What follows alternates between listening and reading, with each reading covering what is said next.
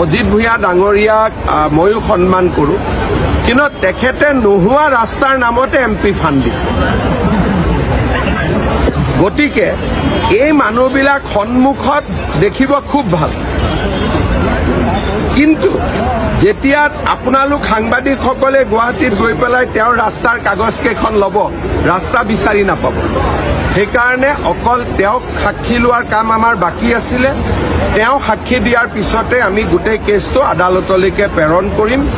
এই গোচৰত ইতিমধ্যে কেইবাজনো ACS অফিচাৰ ইতিমধ্যে চাকৰিৰ পৰা নিলম্বিতই নহয়, পুৰাপুৰি চাকৰি তেওঁলোকৰ খালী হৈ গৈছে।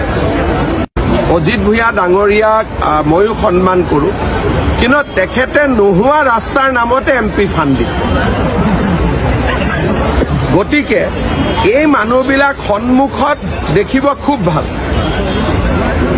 কিন্তু যেতিয়া আপোনালোক সাংবাদিকসকলে গুৱাহাটীত গৈ পেলাই তেওঁৰ ৰাস্তাৰ কাগজকেইখন ল'ব, ৰাস্তা বিচাৰি নাপাব। সেইকাৰণে অকল তেওঁক সাক্ষী লোৱাৰ কাম আমাৰ বাকী আছিলে। তেওঁ সাক্ষী দিয়াৰ পিছতে আমি গোটেই কেছটো আদালতলৈকে প্ৰেৰণ কৰিম। এই গোচৰত ইতিমধ্যে কেইবাজনো ACS অফিচাৰ ইতিমধ্যে চাকৰিৰ পৰা নিলম্বিতই নহয়, পুৰাপুৰি চাকৰি তেওঁলোকৰ খালী হৈ গৈছে।